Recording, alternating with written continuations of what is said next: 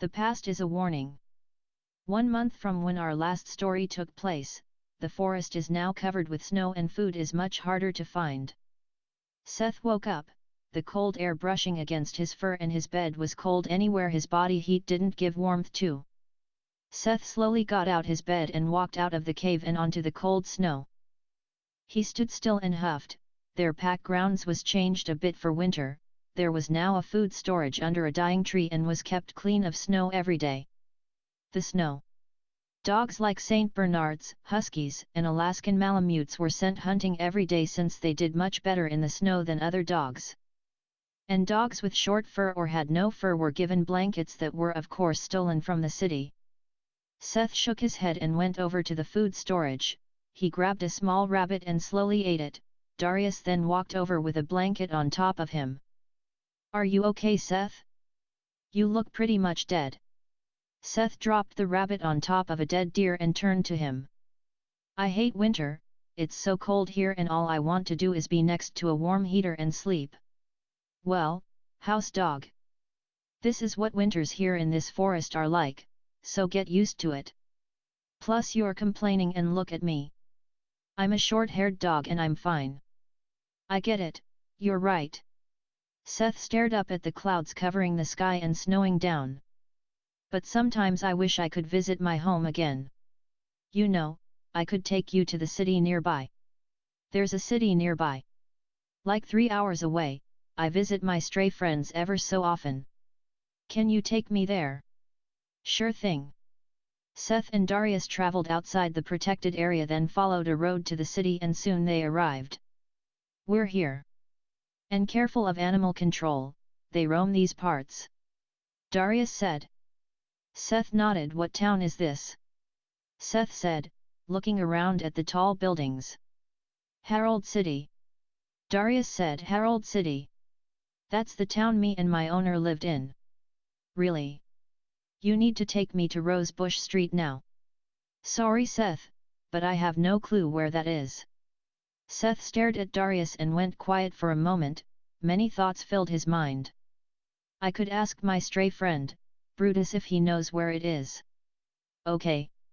Darius and Seth walked through some alleyways and crossed some roads until soon they got to a dead-end alleyway with boxes piled up and some blankets on the ground. Darius walked in and looked around. "Looks like he left," Darius said.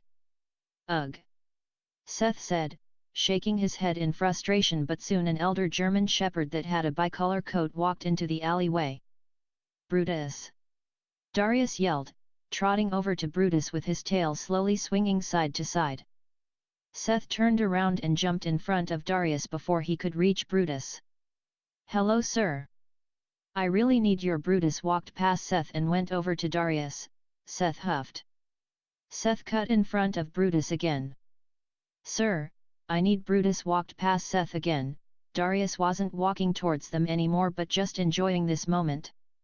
"God, this dog is hard to talk to," Seth whispered to himself and then cut in front of Brutus once again.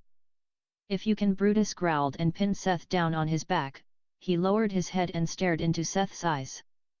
His eyes were a dark red color. "I swear, if you do that again I will maul you till you cannot stand anymore and I'll throw you into a dump truck so you die in the trash like the garbage you are," Brutus whispered into Seth's ear and then let go of Seth. Seth was completely stunned. Brutus walked over to Darius. "Who's the new pup?" "I," Brutus said, Seth slowly getting up behind him. "That's Seth, he's new to the Douglas pack, I mean not that new since he has been here for about a month or two." Brutus nodded. "And why are you guys here?" Brutus said. "We need to get to Rosebush Street, do you know where that is?" "Oh, yes I do. But it's 2.5 hours away. Take us right now," Seth yelled. Brutus ignored Seth. "Take us," Darius said. "Okay." They traveled to Rosebush Street. While walking on the sidewalk Seth sped up to walk almost beside Darius. "Darius, why is Brutus acting so aggressive to me? I didn't even do anything." "That's just how Brutus is, Seth, when you get to know him better he gets friendlier." Seth looked down and nodded. Soon they arrived to Rosebush Street. Seth quickly ran on the sidewalk, searching for his house. Soon he found his house, but the scent of the house was different and the car was different too. Ugh, why did I think my owners would have been here? Of course they died in the car crash, Seth growled at himself. Should we give him space? Brutus said, looking at Darius. Darius nodded and they walked off, but not too far away. Soon he heard a very familiar voice yell for him. He looked up behind him to see Athena. Athena! Seth yelled. Oh my god, Seth, I thought you died in the car crash. No. I didn't, I managed to survive, but my owners didn't. Yes, they did. Your owners just moved away yesterday. Do you know where they moved? Yes, I believe they moved to Red Goose Bound. If you follow the road straight from here, then take a left on the first turns, you'll be there. Okay, thank you, Athena. Also, I promise I'll visit you. Okay. Athena went back inside. Seth walked off. Darius walked toward Seth and Brutus was nowhere to be seen. Where's Brutus? I told him he could go back home. Now we need to get back to Pack Grounds before night. Seth looked at the road straight from here, then at Darius. Okay, Seth and Darius returned back to Pack Grounds. When they returned, Seth went straight to his bed and rested until night. Seth woke up at night and walked out. He then traveled to the city. Okay. Now Athena said take the road straight from here, then a right? No, left.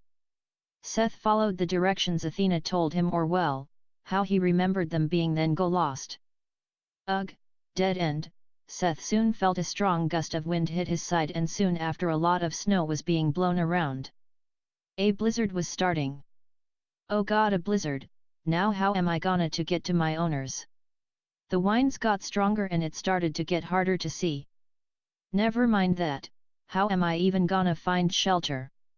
Seth looked around, he couldn't find anything to take shelter from the blizzard, so he cuddled up for warmth.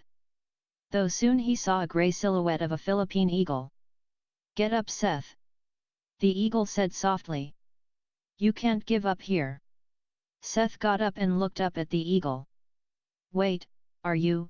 Yes, now come on, Seth. The eagle turned around and guided Seth through the blizzard. Soon they arrived in front of an empty driveway. Stay here, Seth. The eagle flew off and disappeared. Seth sat down and waited. A few minutes passed and then he saw a brown tabby Maine Coon walk into his view. It was Amika. Seth! Amika yelled and ran over to him. Amika! Seth hugged Amika by using one paw to bring Amika against his chest. Seth! I heard all about your journey in the forest. You did? Yes. Mother told me. Now I should get you out of this blizzard, follow me. Amika showed Seth where he could climb up onto the roof easily. Amika then went into a secret hole in her owner's house, then unlocked the windows so Seth could climb in. Seth shut the window almost completely closed so the snow wouldn't get in. So, this is your home? Seth sniffed around. Yes, Mother told me these are your owners. Wait, I'm in my owner's house. Seth turned around and looked at Amika, who was sitting on a chair. Seth looked at the door handle, he grabbed the handle with his mouth and opened it. He walked out of the room and trotted down the stairs. Amika followed, her tail high in the air. Seth looked around, he then looked at the lit fireplace. You should stay here until our owners return. So you can take cover from the blizzard for as long as possible. Amika said as she walked over and then sat down in front of the fireplace. Plus, what's the worst that could happen if they see you? Not like they'll throw a boot at you or something, you're the beloved dog they think is dead. I know, but I have a pack I would want to stay in. If my owners saw me, they'll surely won't let me go. True. Seth lied down in front of the fireplace with his legs spread out. Amika got out and went into the kitchen across from the fireplace. She jumped onto the counter and over to coffee machine. Hey Seth, could you put some coffee in the coffee machine? Doesn't coffee kill cats? A few sips doesn't hurt me and it's delicious. What would you do with the rest of the coffee? Give it to you. Wouldn't coffee kill me? No. Amica slid a small teacup onto the coffee machine cup stand. It's safe enough to share a drink, out of this sized teacup. Seth got up and walked over. Now can you please put some coffee into the machine? Where is even the coffee? In the cabinet. Seth opened the door and got some coffee. He turned to the side and closed the door with his hind leg. He then walked over to a stool, and pushed it over to the counter. He then jumped on the stool and got onto the counter. He carefully placed the coffee into the coffee machine and turned it on. Perfect. Since when did you do cat puns? The situation just felt like it needed it. Whatever. When the teacup was full enough with coffee, she took it out, though the machine kept pouring coffee until it made a smallish puddle on the counter and floor since it isn't made to fill up teacups. Are we doing something wrong, Amica? No, it always does this when I do it. Amica lowered her muzzle and took a few sips of coffee. Delightful. She mewed happily. She slid the teacup over to Seth. Seth looked down at it. He hesitated before drinking the coffee. This is surprisingly good. Seth sat down. You know, this visit almost makes me miss being a pet instead of a feral dog. You should become a pet and live with me. I'm sorry, Amica, but I just. Soon they both heard a garage door open. They're coming! Amica yelled. Seth, startled by the sudden return of their owners, fell off the side of the counter side first. Seth quickly scrambled up and ran up the stairs. Amica would follow. Seth jumped onto the chair and onto the desk and tried to open the window but couldn't. The ice that grew on the window prevented them. Here, let me try. Amica tried, but of course she failed too. We should both try, Seth said. Amica nodded. They both managed to open it enough for Seth to just squeeze through. Is this enough, Seth? Seth poked his head through the small gap and then pulled his head back out. Yes. Soon they both heard a door open and the voices of kids calling for Amica. Who are those voices? They're surely not my owner's voice. Never mind that, I'll distract them and you get outta here, Amica said as she jumped off the desk and ran to the kids searching for her. Seth looked at the window, then at the open door. He jumped off the desk and slowly and quietly walked over to the stair railing and looked down. There was Seth's owner, but also two little girls and a man. The two kids were petting Amica while Seth's owner bent down and watched the kids pet Amica, and the man stood over all of them, just watching. Seth turned around and walked back into the room. He climbed back onto the desk and squeezed through the window. The snow piling up made it a bit hard. He stood on the roof for a moment and watched the beautiful city lights, and let his fur blow in the wind to the side. This is beautiful. It's like it's Christmas. Seth thought for a moment. I mean, it is December, but still. Seth shook his head. I better get back to the forest before I'm spotted by either my owners or animal control. Seth climbed down the roof using a high snow pile. Though again, animal control doesn't patrol this late at night here. Seth shook off some snow only to have more snow fall on him. Oh right, it's snowing. Seth walked off, traveling back to pack grounds. After facing the paths of the city that felt like it was ever turning, he made it home with some help from Mother Eagle. When he returned, he went straight to the mountainside cave. He shook off snow and walked over to his bed where he slept, and he curled up in his bed and slowly fell asleep. Seth woke up, being greeted with cold wind blowing in his fur. He got up, not wanting to stay in the freezing cold cave. He walked outside and into the snowstorm, but the storm wasn't that bad. He looked at everyone at pack grounds. Soon Seth spotted Damon trotting towards him. Hey Seth! Damon said. Could you do a favor for me? Sure. Seth said. A chow chow spotted a wild stray scaring away all the prey and basically causing trouble. They said they were a white, female German shepherd, with blue eyes. And had a light brown face spot on her left eye. I would go check it out myself, but of course as Alpha I have more important things I need to do. So I thought you could do it well, I got pretty much nothing else to do, so I guess. But where was she last spotted? Oh right, she was spotted pretty close to the pack grounds. Near the place where you and Titus fought on the giant rock. Alright. Also, bring back a rabbit or something if you can. Damon said as he walked off. Seth trotted out, and went to the place Damon said she should be near. He sniffed around the area and caught the scent of a female German Shepherd. It must be that wild stray. Seth ran and followed the scent, though slowed down when he approached a steep hill with loose snow on it. He looked down the hill and saw the wild stray battling these snowy conditions. Though something seemed off about her. Hey! Seth yelled and tried to run down the hill, forgetting about the snow. The snow started to fall and he tumbled down with it. When he hit normal ground, the snow flew on top of Seth. The German Shepherd giggled at Seth. Seth quickly scrambled out of the snow pile. What are you laughing at? Seth said. Well, it's not every day you see a Douglas dog fail like that. The wild stray said, still giggling a tiny bit. I guess.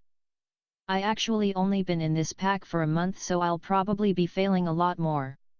Probably. The wild stray looked away, then back at Seth. So why are you here? Oh, the Alpha sent me to go deal with you because they said you're causing trouble. What? How? They claimed that you were scaring away all the prey. Ugh, generic Douglas dogs. Just because one wild stray fails a hunt, it's all of a sudden a giant deal. And there's no slack for me? A flipping pregnant dog. Wait, you're pregnant? Yes, and now they're gonna send some dog after me because of one failed hunt. I don't think it's because you failed a hunt, but because you're on our territory to begin with. There's no unclaimed territory for us wild strays to be in. Coyote Pack and Douglas Pack took everything. Now wild strays has to choose between living in danger with the deadly coy dogs or live in constant fear in the Douglas Pack territory. That sounds back, but I'm sorry that I'm ranting all my problems to you, but this is unfair. The wild stray sat down, her back facing towards Seth. And to think I'm telling my problems to a dog that I just met, that's a part of the pack that makes my life horrible. The wild stray turned around. Though, you're not attacking me straight away, so I guess you're different. Right. So, why are you this close to a pack ground? It's dangerous to be this close, especially when you're pregnant. I am? Oh, sorry. It's just hard to have a sense of direction in this snowstorm. Oh, right. Hey, if you want, you could stay in pack ground A. And why would I? The wild stray stood up. Well, it'll be a great place to raise your pups and, let's be honest. Why would anybody want to actually deal with all the incoming stress of raising your pups in winter and the food being hard to find, and also hiding from Douglas dogs? Go on. The wild stray sat back down, listening. Plus, if you were in Douglas Pack, you'll have the food just given to you. Also most likely given warm blankets and all that good stuff. Seth said, wagging his tail. Convincing. I'll come into your pack and see how it is. Might actually stay. Great. Follow me. Seth guided the wild stray to the pack grounds. So, what's your name? Seth said, as he walked. Lily, you. Seth. Nice. They soon made it to pack ground A. When they walked in, all the dogs stared at the wild stray. Why are they staring? Lily said. She crouched down, her voice went into a very nervous voice and she tucked her tail. I should leave, shouldn't I? Lily looked up at Seth. No. They're just interested in you because they haven't seen you before, most likely. Come on, let's talk to Damon. All right, if you say so. Lily stood back up, her tail not tucked but just down. They went into Damon's den. Damon! Seth called. Damon stepped out of the shadows and jumped onto the tree stump. I see you brought the wild stray here. Why? Damon said, his voice was very intimidating. Lily hid behind Seth. Oh this wild stray is pregnant. Damon cut off Seth. Yes, I can see that. Damon did a low growl. Seth inhaled and spat out words. This wild stray is called Lily, she is pregnant and wants to place to safety raise her pups, and she wants to join Douglas' pack. Seth panted. Damon jumped off the tree stump and walked over to Seth, tail high. Damon towering over Seth, making himself look more threatening. I do not want more mouths to feed, I've already perfected the food pile, I do not want it to be harder to keep it like that than it is. Yes, I know that, Damon, but please, if you think begging is going to help you here, you're surely wrong. Damon snarled. Now, get that wild stray out of here before I. Damon was cut off by Jewel. Damon. Jewel walked in, hugging the walls at first, then walking over to Damon. Damon stepped away from them. Yes, Jewel. A pregnant dog would have good benefits. Like what? Like, for once we don't have to steal puppies from houses and shelters. Jewel chuckled. Wait, what? Seth said quietly. And Damon said.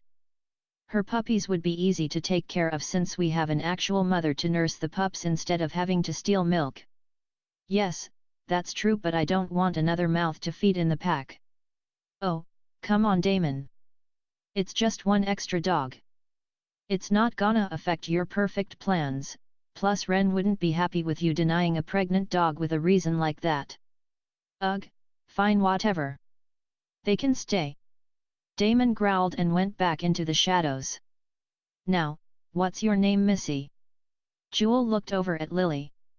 Lily. Well, Lily. Let me show you the way to the medic den where you'll stay for now. All right. Lily and Jewel padded off. Seth sat outside Damon's den, and watched them until they were out of his view. Seth looked up at the sky, the snowstorm was stopping. Hey!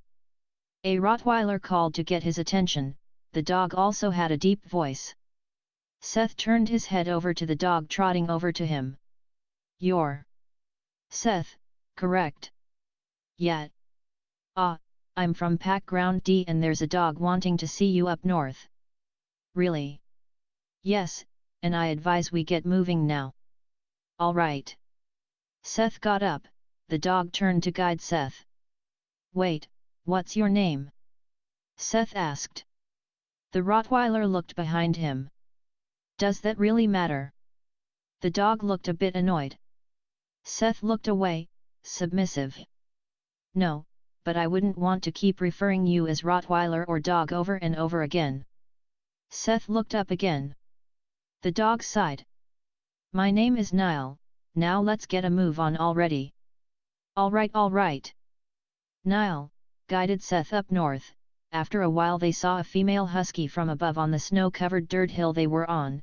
The husky was as skinny as a greyhound and their right ear had a chunk of ear missing on the tip. On the same ear they had golden-colored ring piercing, both on the right side. There was also a Samoyed, its fur was white as snow and had bright pink eyes. Oh look, they're here. The husky had a deep voice. The Samoyed got very excited when she spotted Seth. Niall and Seth ran down the hill and over to the husky and Samoyed. Hello! The Samoyed yelled, her voice was like the definition of insanity. This set off a red flag but Seth ignored it. Hi. Seth said. This Samoyed refused to leave unless they talked to you in private. The husky said. We would destroy that city stray but we really don't feel like fighting after we had to drag that darn moose all the way back to Pack Ground D. Niall said. So you deal with it. The husky said. Seth turned to the husky, but, if I'm in trouble who would I call? Just call me or Niall. And what would your name be? Oh right, I'm Scarlet. Okay. We'll be going now. Niall said. Niall and Scarlet left. Seth turned around and looked up at the Samoyed. He was now alone with this strange dog, and it didn't help that muties were smaller than Samoyeds.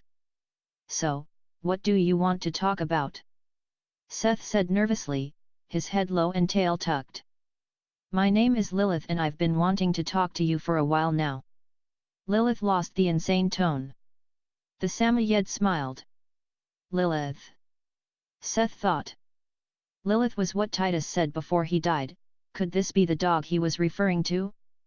Seth, now scared as ever, stared at Lilith, slowly backing up. Now, I've heard you killed Titus. Seth froze. Well yes, but actually no. Did you kill him? The Samoyed took a step closer to Seth. Yes, I caused his death. Good. The Samoyed backed up. Hey. I'm quite glad. Oh, I thought you were gonna kill me or something. Of course not, why would I spoil the blood? Wait, what? Hey. They both stayed quiet for a good few seconds. Anyway, could you come with me? I'll be showing you something amazing. Kinda like a tour. The dog asked politely. No. Seth yelled. Lilith stared. I mean, I might come if I think about it. You're scared of me, correct? Seth slowly nodded. How about you bring some of your friends to be your bodyguard? Lilith chuckled at her own joke. But really, bring some. Lilith, sat down. All right. What time? Lilith looked up at the sky, then down at Seth. Is near sunset good? Yeah. I'll be waiting for you to arrive in this same spot. All right, see ya then. Seth turned and left. He soon spotted Niall and Scarlet. He ran over to them. Hey guys. Hey Seth, how did the talk go? Niall said. Pretty good. Seth said. I'm gonna go hunting for the pack. All right, good luck finding even a chevrotain in this snow. Scarlet said. Seth ran off. While running through the forest, he thought. So, who am I inviting? Oh wait. I could ask Mother Eagle, Athena, and Amica. Seth jumped onto a fallen tree and kept thinking. Maybe Brutus? No, he'll definitely say no. So I'll just go with Mother Eagle, Athena, and Amica and hope they're free. Seth looked down, the fallen tree was right next to a rushing river. Glad I didn't jump over this. Seth carefully turned around and ran off towards the city. He soon made it into the city and walked to the tree Mother Eagle lived. I hope my memory was correct. Seth looked up at Mother Eagle's tree. It was. Mother Eagle. Seth yelled, placing his paws on the tree trunk. Soon Mother Eagle looked down at Seth. Yes. The Philippine Eagle said. Seth got down. I hope you aren't busy, but could you come with me on Lilith's tour? Seth asked. I'm sorry Seth, but no, I've got other things I have to do. Mother Eagle replied, her head slightly turned away and her eyes breaking contact with Seth. But Amica should be free with her owner's kids going to school and the adults going to work. Kids. So they are hers. All right. Thank you. Seth ran off and went to Amica's home, or well, their home. Soon Seth made it to Amica's home. Amica. Seth yelled, then waited, but nobody answered. Seth went up to the door and scratched it, then started barking. All right, she can't hear me or she's not home, he said as he walked into the driveway. Wait. Seth heard a voice coming from the garage. Amica. Soon he saw a brown tabby Maine Coon squeezing out a crack in the garage door. It was Amica. Sorry. They actually remembered to close all the windows and lock all the doors leading outside. Expect this one, of course. Amica said as she walked over. Now. Amica sat down, her tail curled around her body. What did you need? Could you come with me on Lilith's tour? Of course. I love tours. Amica hopped up in excitement. I've got one more animal I need to ask, come on. Seth guided Amica to Athena's house. Athena. Seth yelled, then waited. Soon Athena came onto the porch. Seth! Athena yelled happily, her tail swinging side to side. Hey Athena, we want to ask you if you wanted to come with me on Lilith's tour. Seth said. Of course. Athena said. Hey, not to be a party pooper, but her owners are clearly home. Amika walked over to the window where you could see the silhouette of humans. They won't notice that I'm gone, they almost never pay attention to me anyway. Athena said, her tail stopped wagging and she looked down for a moment. Never mind that. Athena said, her tail started wagging again. Let's go. Athena climbed onto the porch railing. What are you planning on doing to get down? Amika asked. Honestly, I have no idea. Athena replied. Be careful, Athena. Seth yelled. Athena looked down at the pavement below her. Athena thought about something. Then Athena jumped off the porch and landed on her shoulder. Then the rest of her body was slammed against the pavement. Athena! Seth screamed, and then Amika ran over too, but not as fast as Seth. Though before any of them could make it over to her, Athena got up. Athena, are you okay? Seth said. I'm fine. But we seriously should get going now before Athena was cut off by the sound of a door opening. Honey, the dog got out and is with some stray dog and cat. Athena's owner yelled. We got to go now. Athena yelled. Seth, Athena, and Amika bolted off. Seth guided them to an alleyway where they could regain breath. Then Seth guided them to where Lilith told them to meet. They got there when the sun was barely over the trees. What took you so long? Nearly night. Lilith said. Lilith forced her voice to sound completely normal. We had some trouble, but whatever, we're here now. Amika said. She flicked her tail and stared at Lilith in the eyes. Alright guys, are you all ready? Lilith tilted her head, wagged her tail a small bit and smiled. Yep. Seth said. Lilith put her head back in a normal position. Then let the tour begin. End of chapter 1.